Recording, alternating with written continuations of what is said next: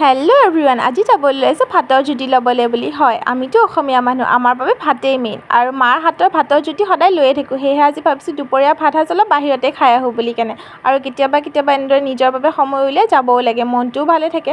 আৰু এইফালে আমাৰ মঙলদৈ ৰাম মন্দিৰ আৰু এনেদৰে বজাৰৰ মাজে মাজেৰে এতিয়া গৈ আছোঁ। আমাৰ মঙলদৈ মানুহসকলে জানেই যে ইয়াতে তিনিখন বিখ্যাত হোটেল আছে, পংকজ, নীৰা আৰু গণেশ। আৰু মই আহিছোঁ পংকজলৈ বুলি। ইয়াতে মানে অতি কম মূল্যতে আপোনালোকে এসাঁজ ধুনীয়াকৈ ভাত খাবলৈ পাব। আৰু এইফালে মোৰ ভাত সাজো আহি গ'ল। ইয়াতে মানে নিৰামিষতো বহুত বেছি আইটেম দিয়ে আৰু চাব পাৰে আপোনালোকে কিমান কি দিছে। মই বাৰু চিকেনো লৈছিলোঁ, মানে ইয়াতে মই আগতেও আহিছোঁ, কিন্তু খাই বহুত বেছি ভাল লাগে। এতিয়া আপোনালোকক খাই কেনে জনাই আছোঁ কেনেকুৱা লাগিলে। খাবলৈ সঁচাকৈ বহুত বেছি ভাল হৈছিলে। যিহেতু এসাঁজ ঘৰুৱা নিচিনা লাগে খাবলৈ। যিসকলে এনেদৰে খাব বিচাৰে আহিব পাৰে, অতি কম মূল্যতে পাব। আৰু এতিয়া খাই মেলি হৈ গ'ল মোৰো, আৰু এতিয়া পাণ চুপাৰী খাবলৈ আহিলোঁ।